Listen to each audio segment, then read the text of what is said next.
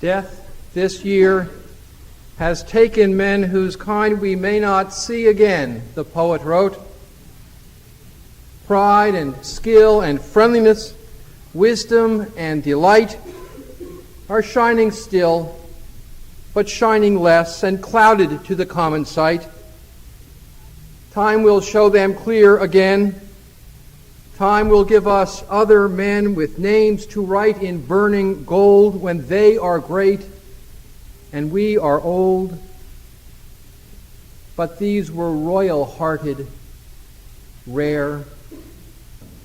Memory keeps in loving care deeds they did and tales they told, but living men are hard to spare.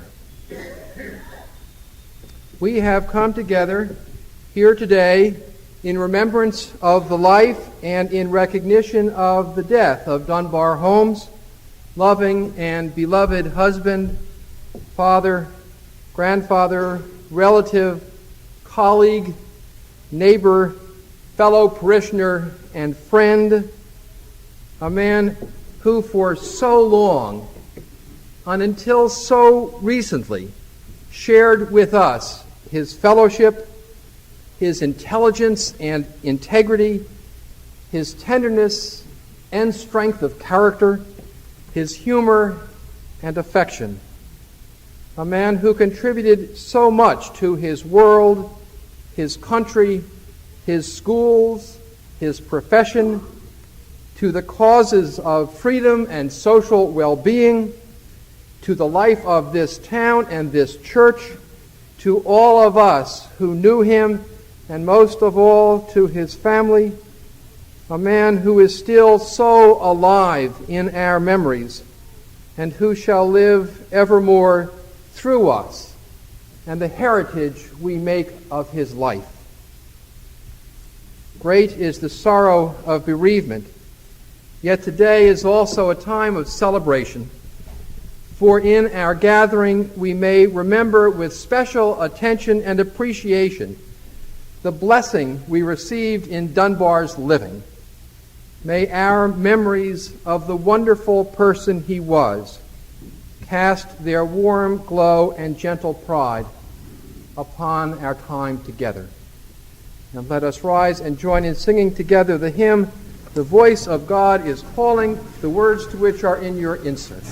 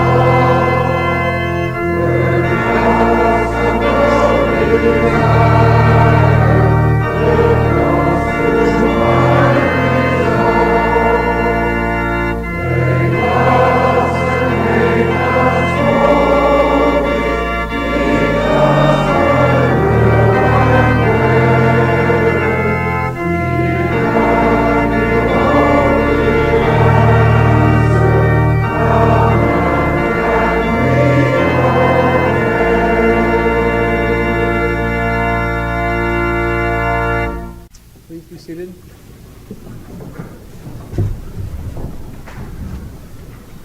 When a good person dies, his family and friends gather for many reasons. Life has touched us with sorrow, and we seek each other's company for our comfort. Just to be together takes away the loneliness of those feelings and draws hearts together in that blessed healing people provide one for another. At times like this, there is a harmony that acts across all our differing creeds and traditions, assuring us of the permanence of goodness, the inspiration of dedication, and the value of a life lived well. And so while we meet in the presence of death, we would do honor to the spirit of life.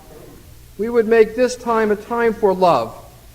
And these simple rites, love's confessional, for it is the tribute of love that we have come to offer here today. Our voices may be the voices of grief, but the language after which grief gropes is the language of love. And we who gather come in love's name to express a calm and abiding trust in love's immortality and its consecrating power. For thousands of years, at times such as these, people have gathered in their loss to bid farewell to loved ones who have died, to share their sorrow with those who feel a like sense of loss, to commit to memory those qualities about the missing one they would most want to keep with them in the years ahead, and to be assured of that larger life that encloses those who die and those who live still, and holds us all in the meaningful hand of mercy.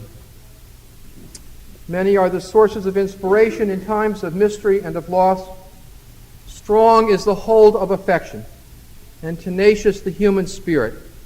Let our hearts draw strength, and let us join our thoughts together in the spirit of prayer. O thou infinite mystery and source of all life, in whom is rest and peace for all who suffer, in whom life and death are as one, giving life and receiving us again into thy presence when we are weary. To thee we commend the life of one beloved who rests deep sheltered by thy peace. There too we in our turn will find our rest, and in the present comfort of thy presence we find strength for the duties of this hard day. Grant us this day thy healing for our hearts, and teach us how to live. Teach us how to live that we might leave for ourselves, each one of us, a heritage as noble and fine as has Dunbar. Amen. During Dunny's lifetime, he had many interests and many things for which he was very fond. Among these was his love of the sea and also the salt water. As a young man, he sailed along the coast of New England, and also during World War II, he was in command of two ships, one in the Mediterranean and the other in the Atlantic. One of Dunny's favorite poems was Sea Fever by John Mansfield. I must go down to the seas again, to the lonely sea and the sky, and all I ask is a tall ship and a star to steer her by, and the wheels kick and the wind song and the white sails shaking, and a gray mist on the sea's face and a gray dawn breaking. I must go down to the seas again, for the call of the running tide is a wild call and a clear call that may not be denied. And all I ask is a windy day with the white clouds flying, and the flung spray and the blown spume and the seagulls crying. I must go down to the sea again, to the vagrant gypsy life, to the gull's way and the whale's way, where the wind's like a whetted knife. And all I ask is a merry yarn from a laughing fellow rover, and quiet sweet sleep and a sweet dream when the long trip's over.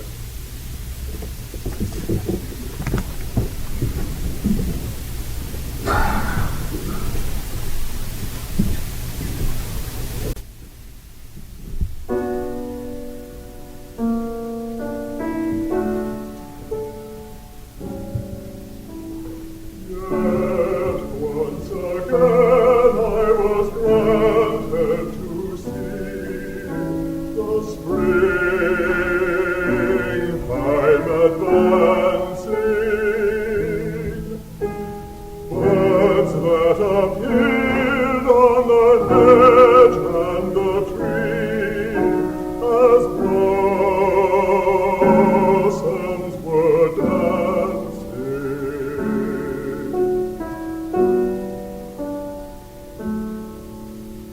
Yet once again I was granted to see the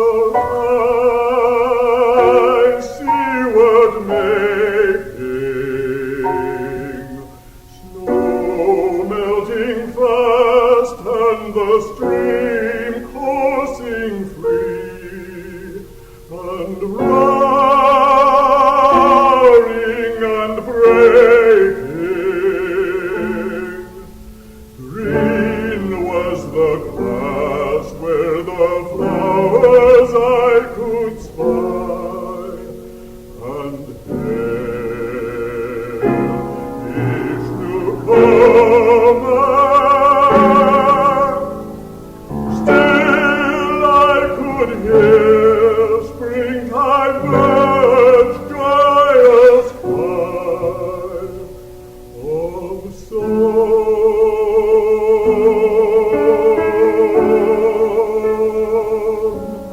and of sorrow.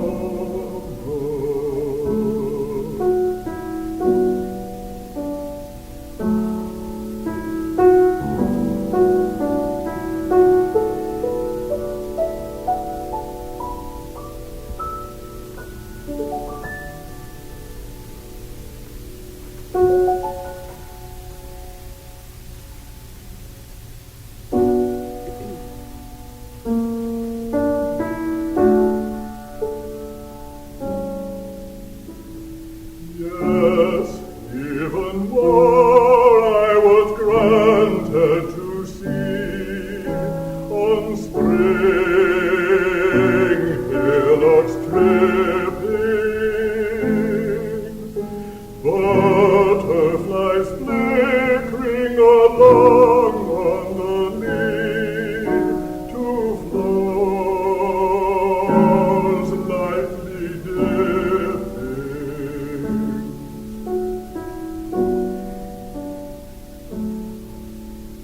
All this spring life once again I could see, but must from it sever. Sad then of heart, I must ask if this be the last one forever. So let it be, for so much I have seen of goodness transcending, more than my merit, my gift well has been.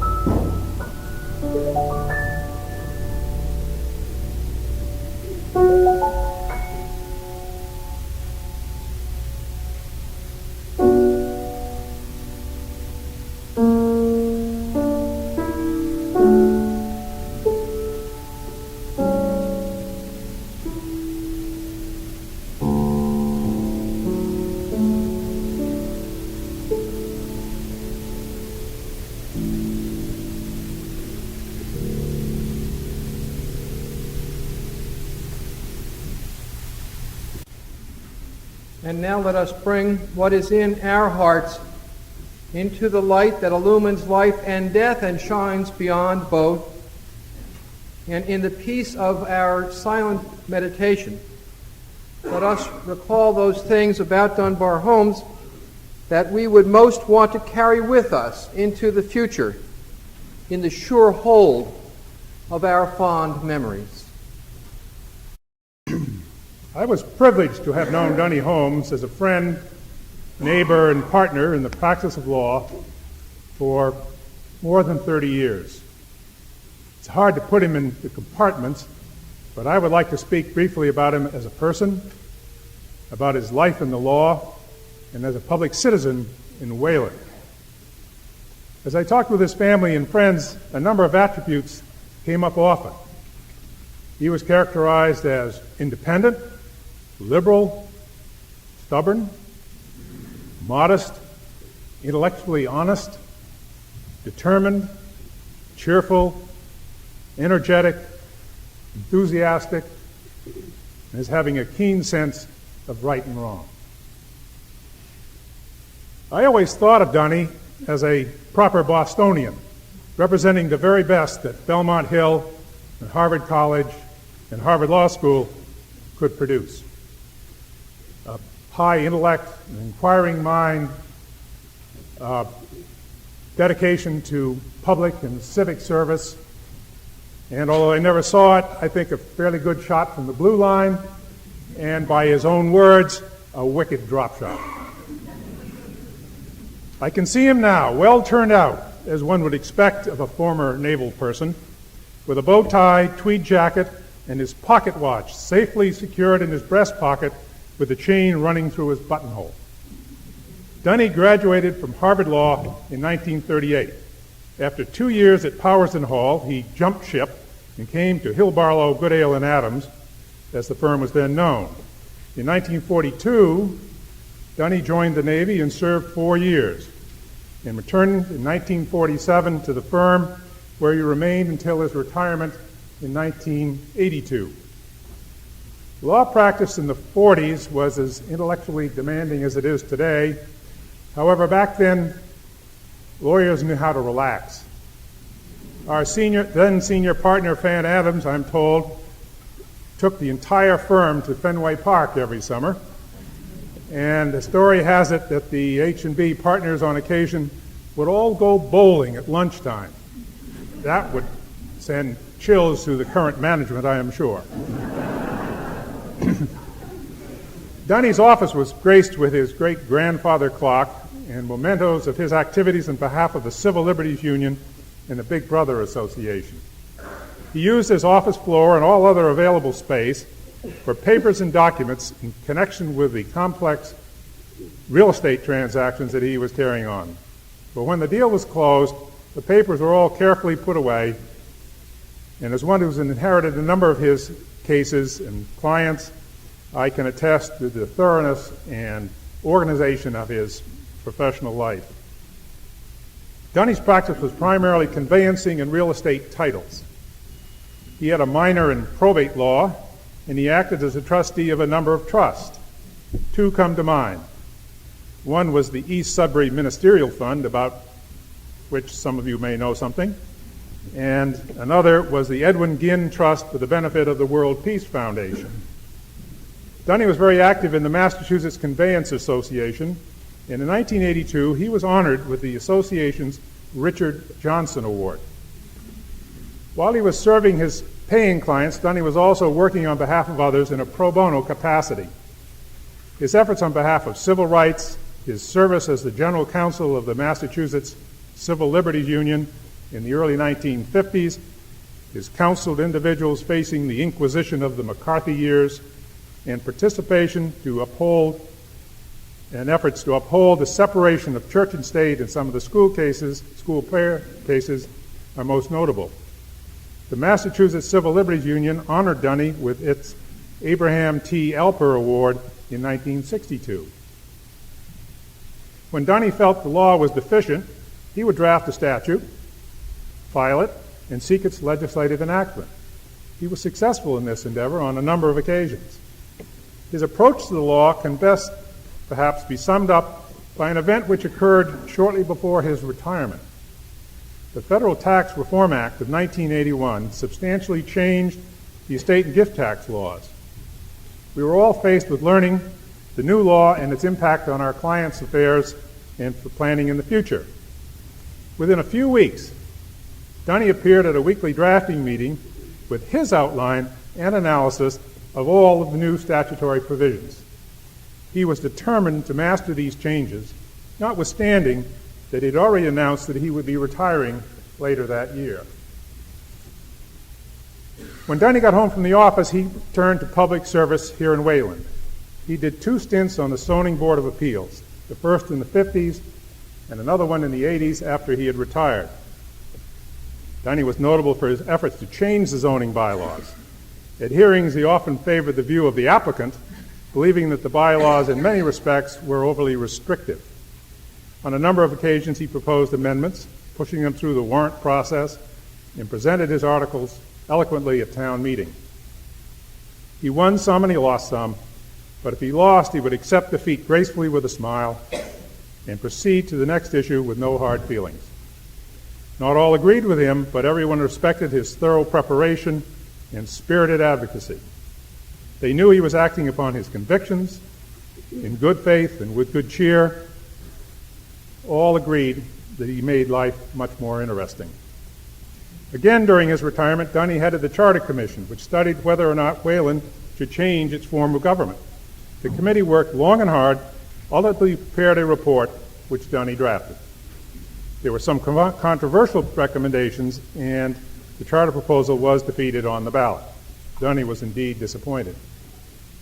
But I would venture that a number of the recommendations are still valid, and it is likely that these earlier efforts by Dunny and others will be a starting point when the town chooses to address these issues at some later date.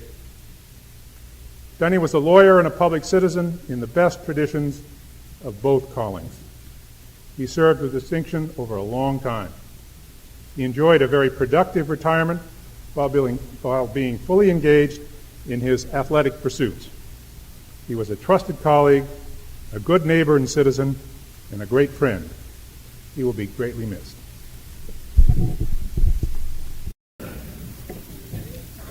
And I think my brothers will agree with me when I say that there was not a time when it was important to any of us for him to be somewhere when he wasn't there.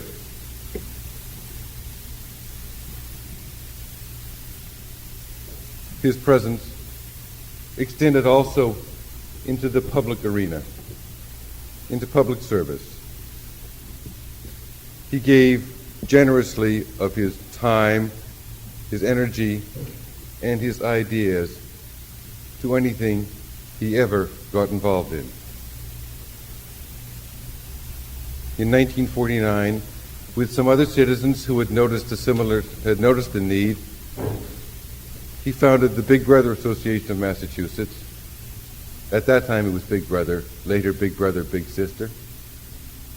And he was one of the first Big Brothers.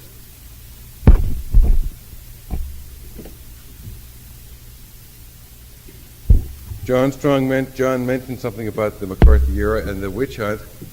That came not long after. As a few of you may know, that cloud fell upon this church itself when some suspicion was cast upon the minister. And there was one Sunday morning when 3 parishioners were in attendance. One of those 3 was dead.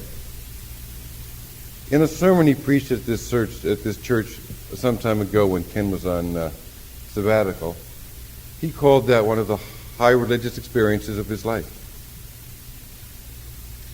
But it was not just in this church.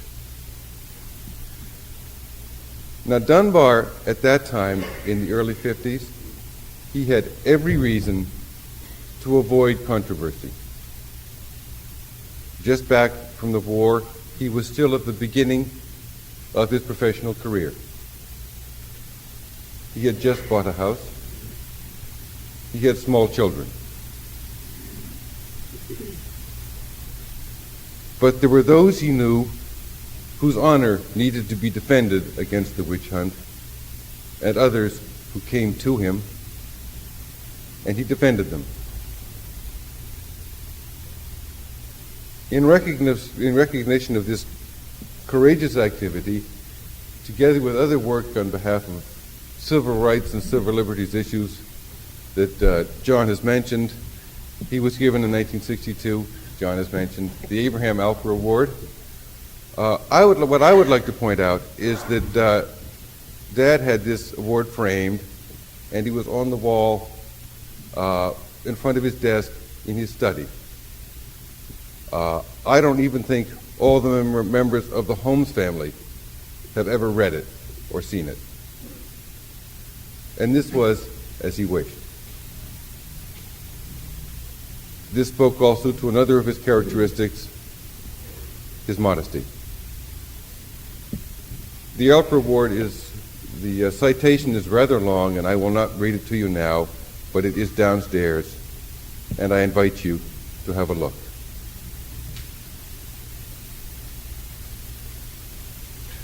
He was always ready for anything. He was always ready for, as many of you know, tennis. But I don't think that most of you know exactly how ready he always was.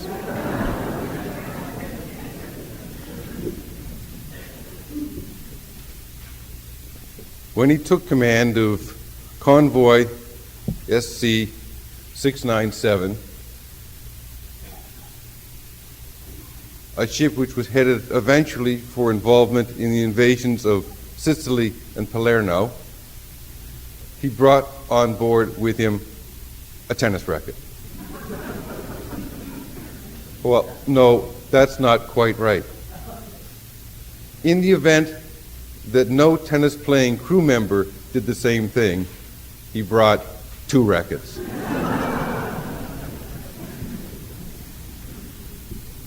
And thus it was that one day they took harbor in Bizerti, Tunisia, and Dunbar, always on the lookout, noticed a tennis court not far from the harbor.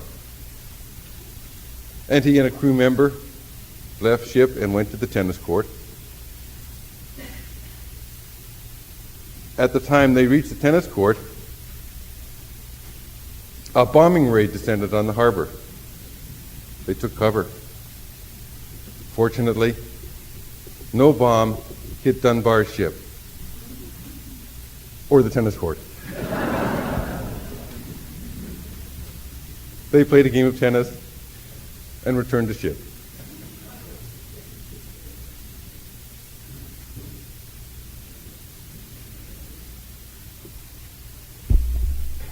John has already mentioned how some of his efforts that continued in respect to free speech, prayer in school, that continued long after the 62 award by the Mass Civil Liberties Union, and about the work that continued after his retirement. Retirement was kind of then he wasn't going into work every day, but he was busy. John has mentioned that he worked for some years on the Zoning Board of Appeals, and he's worked on the Charter Commission, and his work, did you mention this, John? After his retirement, on aspects of the zoning law that he had noticed while working for the Zoning Board of Appeals that needed some change. In an article in the Town Crier of 1986, he is quoted this way: "I think that when I find something that should be changed, I should do something about it." Whenever there was something that needed to be changed, Dunbar was present.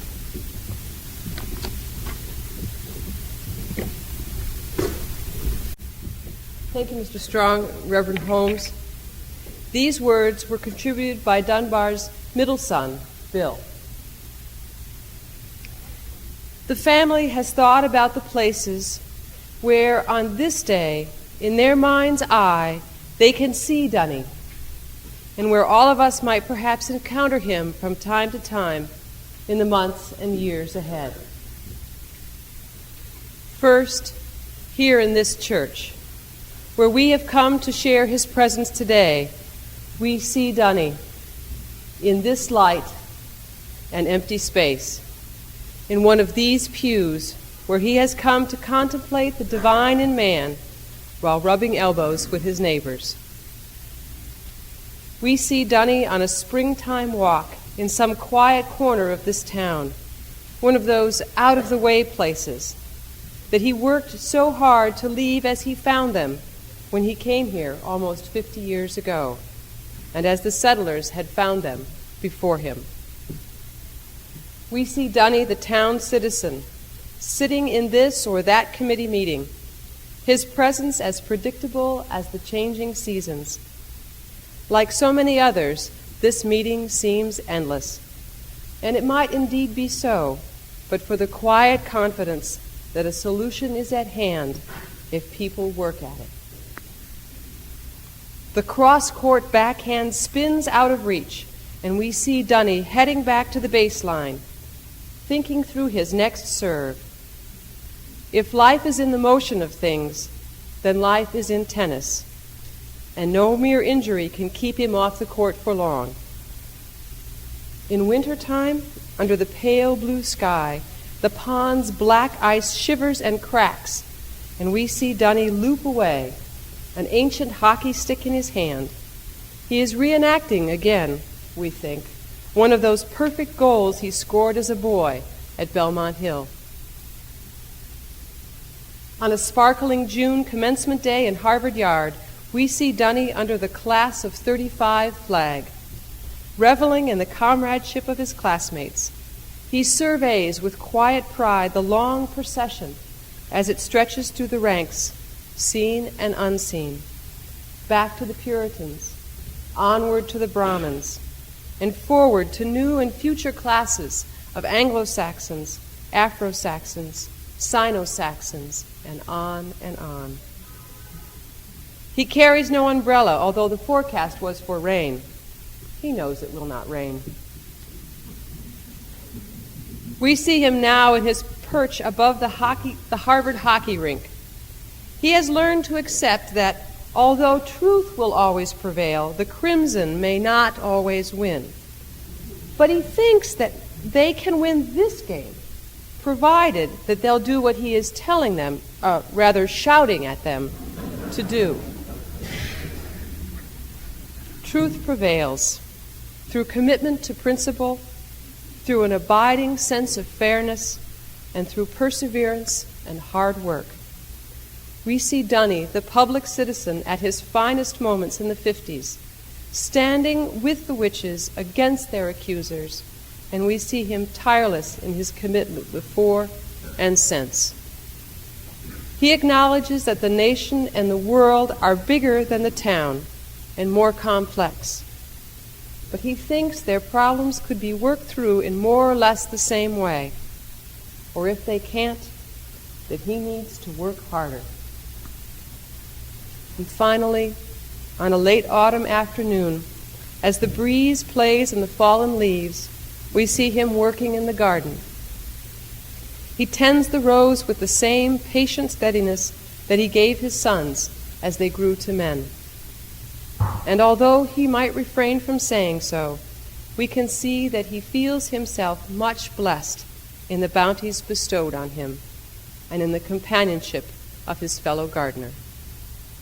Everything, he is thinking, will be coming up very well in the spring.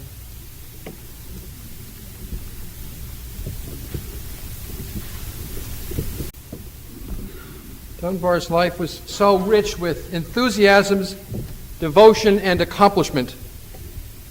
With his family, with law, with sports, progressive causes, gardening, Belmont Hill and Harvard, Wayland and First Parish, as well as the genealogical research, which you may see evidence in the front hall, as well as some of the painting that he produced upon inheriting his mother's supplies, I would speak a word about his religious interests as well. Among the other awards that he garnered over the years, several of which are also in the front hall, one was the Unsung Unitarian Universalist Award for all of the greater Boston area, which he received several years ago for his lifetime effort of putting his faith into action, including especially his fervent defense of the separation between church and state.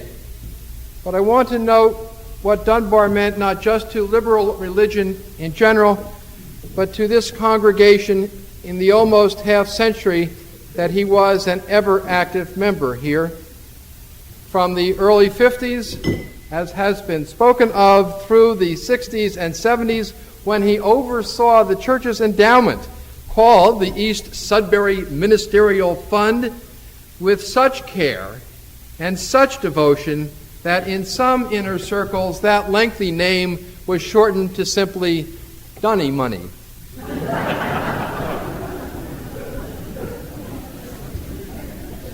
And in overseeing it, he devised the plan by which the interest from that fund was allocated to preserving our buildings, that the place in which we gathered is so well maintained is much to the credit of Dunbar Homes. And plus, not surprisingly, he worked on our bylaw revisions too. But most important, and right to the end, he regularly attended worship and church events. He shared his views and his stories. He shared his life with us and shared our lives himself. I would say you cannot imagine how much this congregation is going to miss him, except that I know that in so many other parts of his life, you can not only imagine that sense of loss, you are sharing it. He was royal-hearted indeed, and rare. Some of you may have been to memorial services in recent years when people from the congregation were invited to share their own impressions and recollections of the person being mourned and celebrated. It is a practice Dunbar liked, and when the chance arose, he took part. I invite you to do so too, with a few guidelines. Please use the microphone, which I will turn on in a second. If you would rather not come forward, Irene Prager will bring the microphone to you, but please use it. Our system is humble, but without it, it is hard to be heard from the floor by everybody here. And please be fairly brief. The sad truth of it is many of our fondest stories about Dunbar are ones we will have to save to swap with each other during the reception later and in the days and years ahead. And finally, please begin by telling us your name. Actually, I'm going to begin. I'm going to share with you some recollections from Gray Homes. Christmas mornings. Waiting anxiously in PJs with Mom at the head of the stairs, Dad descending with flashlight in hand to the living room to be sure that Santa had come. Tying my skates in the cold winter air at the mill pond. Warm summer evenings, greeting Dad at the Plain Road train station, he dapper in straw hat with briefcase in hand. Playing tennis, my tennis partner spanning some 40 years, he worked on curing that forehand and refining my serve all the while. His gleeful welcome to and spirited laughter with friends at gatherings over the years. Dad tending the Draper Road yard. That dependable Yankee ingenuity and frugality, constantly shoring up, never replacing, the tennis court backboard and the failing posts and fencing. The family tool shed construction project, pouring concrete, framing, shingling, named by friends in jest, Dunbar's Folly. It still stands today. Lunch with Dad before his retirement at Schroeder's in downtown Boston, meeting the waitress who had served him since he was a young attorney. Chicken salad sandwich and tea. Bailing his anti-war son out of the Charles Street jail, where, recalling the words of Emerson to Thoreau, Dad asked Bill, "What are you doing in there, Henry?"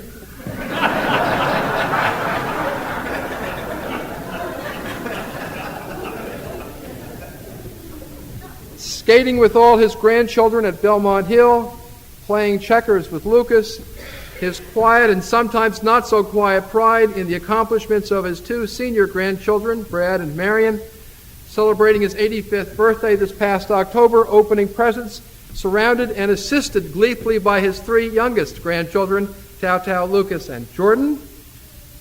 From the fatigue of fighting off his final illness, eyes alive with sparkle and love, if only for a moment, when Ruth entered the hospital room. Memories to hold, to pass on, to cherish, memories to live by. I would invite you all to share too. Danny? Make sure I put this on.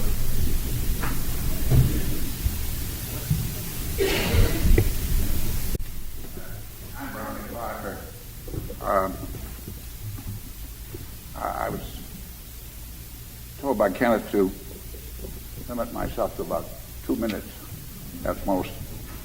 I remember Dunbar and Betty coming to their place on Draper Road. I think it was 1951. And then meeting them, I think we met them here at church for the first time.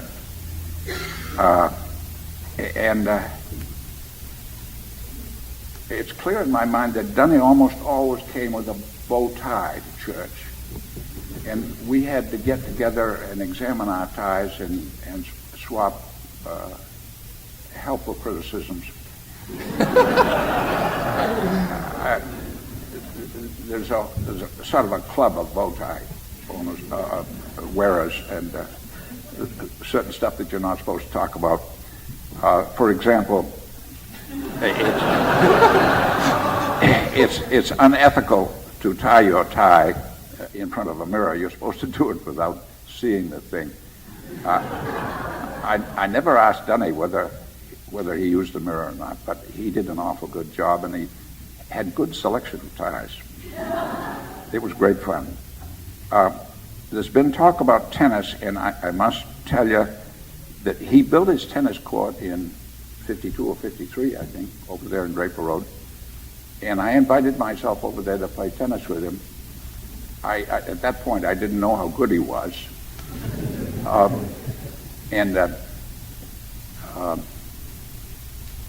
I think the truth is that I never won a set from him. I was a very good player.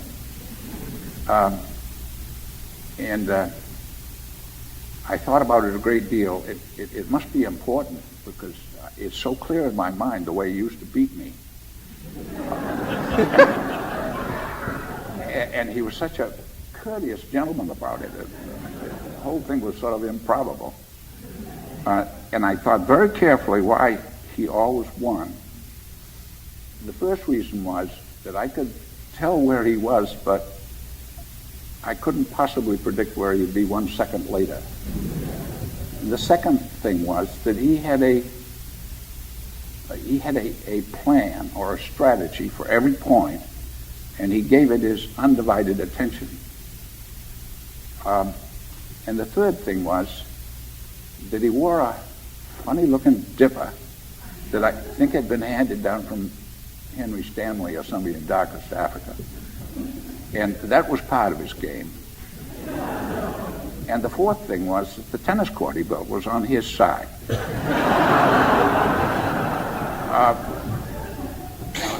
Your turn. I was going to go on talk about the Big Brothers, but it's already been mentioned.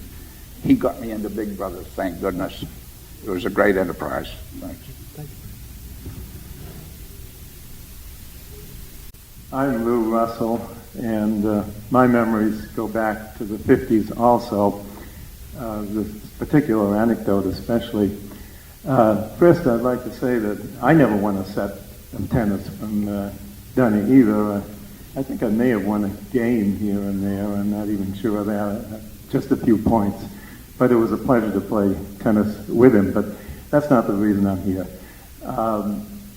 Back in about 1957, we needed to acquire land to add to our business and to the Russell business, but also to build a house where Charlotte and I currently live. And it turned out that we did need some, I don't remember the details of what we needed, but there was some legal title work done, and somebody recommended Dunny Holmes.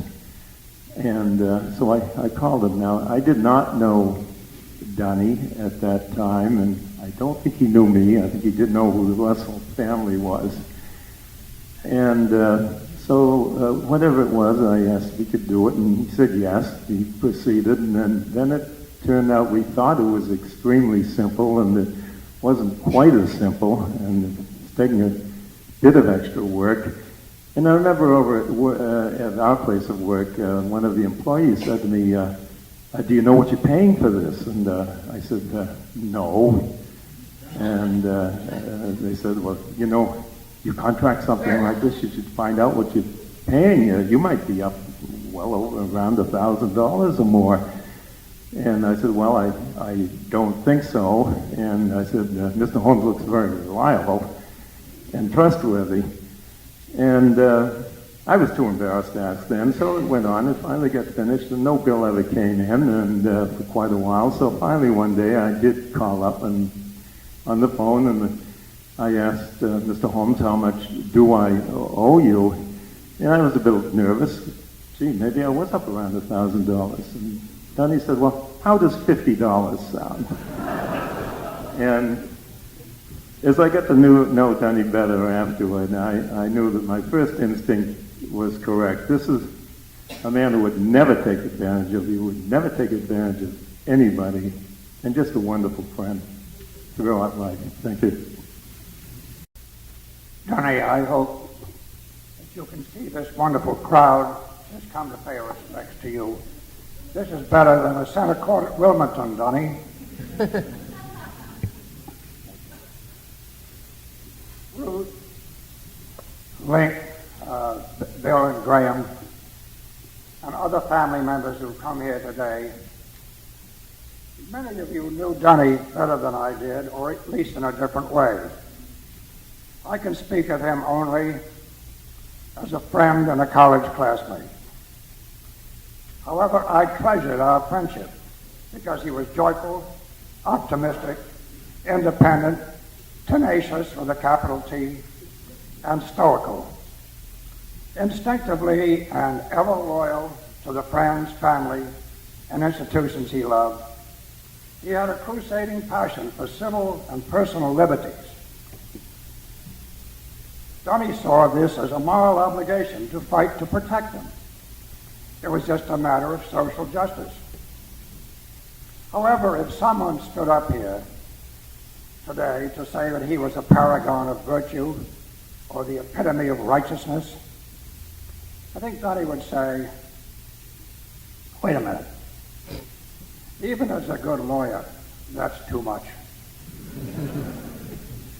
While Dunny enjoyed a good laugh, nobody I have known ever knew Dunny to tell an off-color joke. Seriously, he was a genuine, long-time, deeply committed humanitarian. I think it was we could almost say that his involvement with the Big Brother, Big Sister Association, which he founded 50 years ago, was a not-so-small step for mankind in his mind. And I think we'd all recognize that's probably true. He would never admit that he might be getting old. Regarding the aging process, Dunny believed that it was just a question of mind over matter. If you didn't mind, it didn't matter. In the 60s and 70s, we used to play squash once a week during the winter, and I can tell you what you already know. He was a fearsome competitor, just as he was when he played varsity hockey at Belmont Hill and Harvard, where he centered the high-scoring H line of Holmes, Benny Hallowell, and Mike Hovnanian. Now, Dunny didn't want to let go of his youth and settle into elderly obscurity was best exemplified by his burning desire to become a superstar on the seniors and super seniors tennis circuit. He was smart, he trained hard. On a given day, he could beat any of the top players in his age group. He couldn't move as fast or reach as far as some of them, but when heart or tactics made the difference, he was unbeatable. Bobby Holcomb, who is here today and who played on an even level with and against Dunny in many matches, has said of Dunny's sportsmanship that win or lose, Dunny never lost his temper, he never put down an opponent, he never gave a bad call, he never swore, and he was always a good loser. In the preface to our 60th anniversary report, Dunny was chairman of our 60th Harvard reunion. In that report, Dunny raised these questions. Over the hill? What hill? I don't see any hill. That was vintage Dunny. So much to do, so many opportunities still unmeasured, so much beauty still unpainted, so much love to convey to family and friends. It was indeed a life well lived. He was a man well loved. An example for all of us to cherish. A legacy for us to carry forward with enthusiasm and, yes, tenacity, as he would have wished. May God find a special place for you, Dunny, in his kingdom. My name is John Saltonstall. Can you hear me in the back? I first met Dunny when he was just out of the Navy. And we soon found that Dunny had all kinds of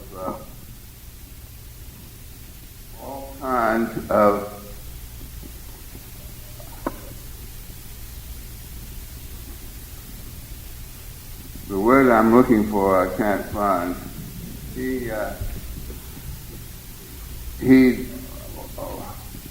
was not a skinflint, but he was prudent with his money, and one of the signs of prudence was quite obvious in the office because he wore his Navy uniform, including his Navy shirts, until they were just about in rags.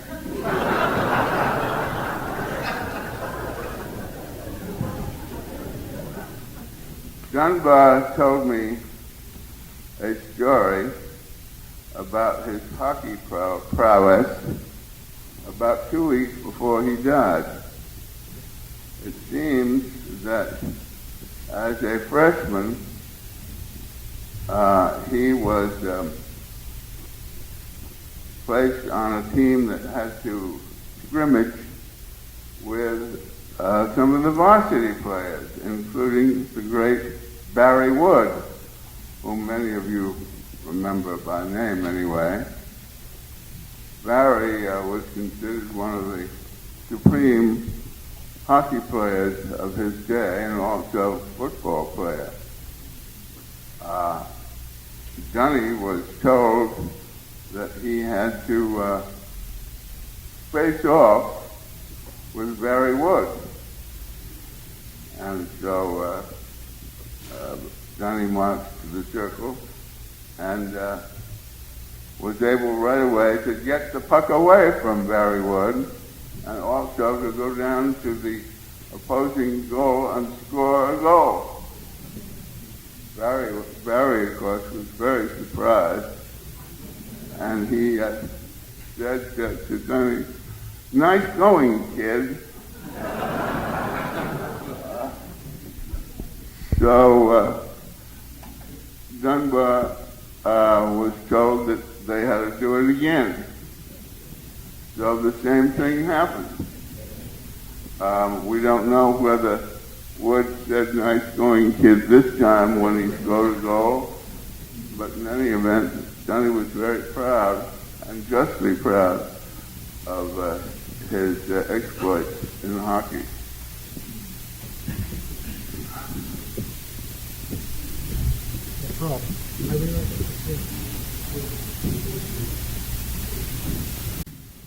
Just briefly, reminiscences. Dunbar, I think, was the first person we met here in 1963 when we arrived in Wayland. And he was the first person to point out a tennis court to me. I didn't play him for years, but he was there.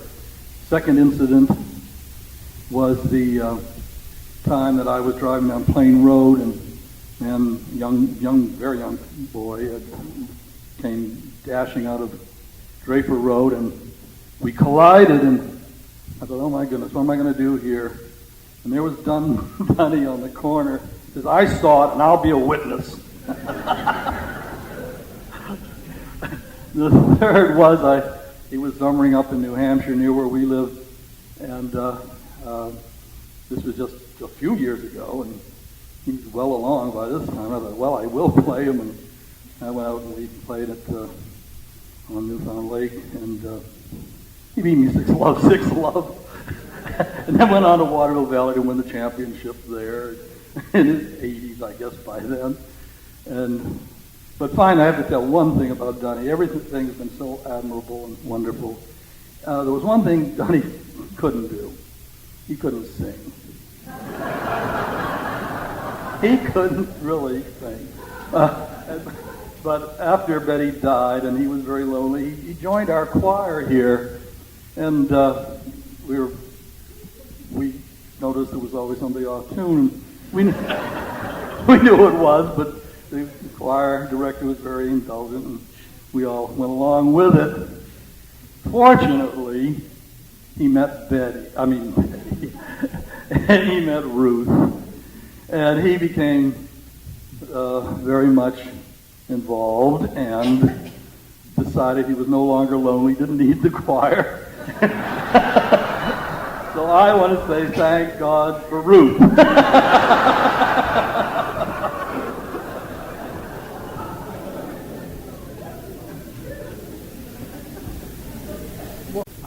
I look forward to hearing a lot more such stories during the reception to follow. That quotation, the poem that you have in the program, is one that Dunny had clipped. Blessed is the man to whom his work is a pleasure, by whom his friends are encouraged, with whom all are comfortable, in whom a clear conscience abides, and through whom his children see God. Thus blessed was Dunbar, and blessed are we who knew that man of clear conscience and knew the comfort and the encouragement he gave. Blessed are we indeed who can hold that good man in our memories.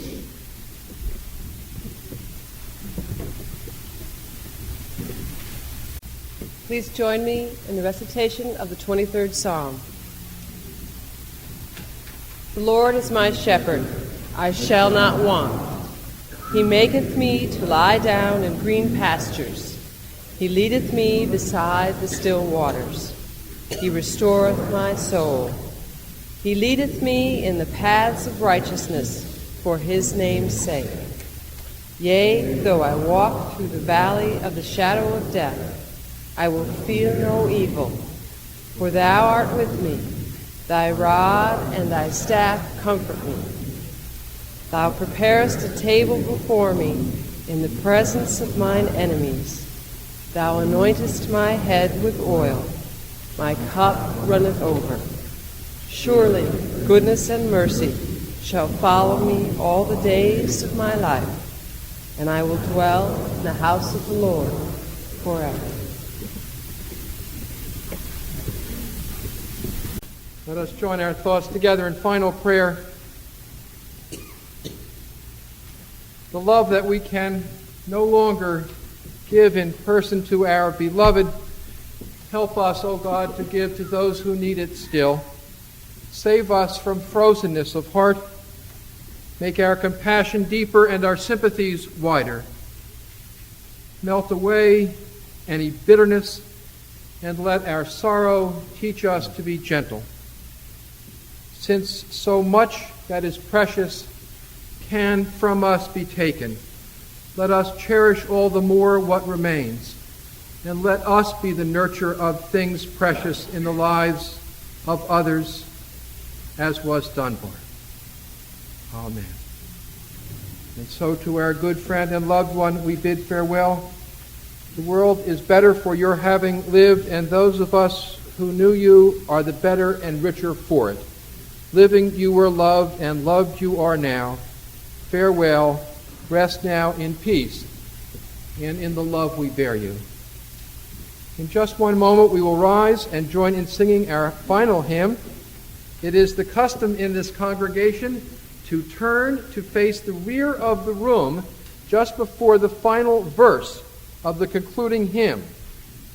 I would ask you to do so, then to remain standing for the benediction, which I will give from the back of the room, and then please follow me directly down the stairs for a chance to enjoy what is on display in the front hall, and then on into the room under this one, where there will be a reception and a chance to greet members of the family. And now let us rise and join together in singing "It Sounds Along the Ages."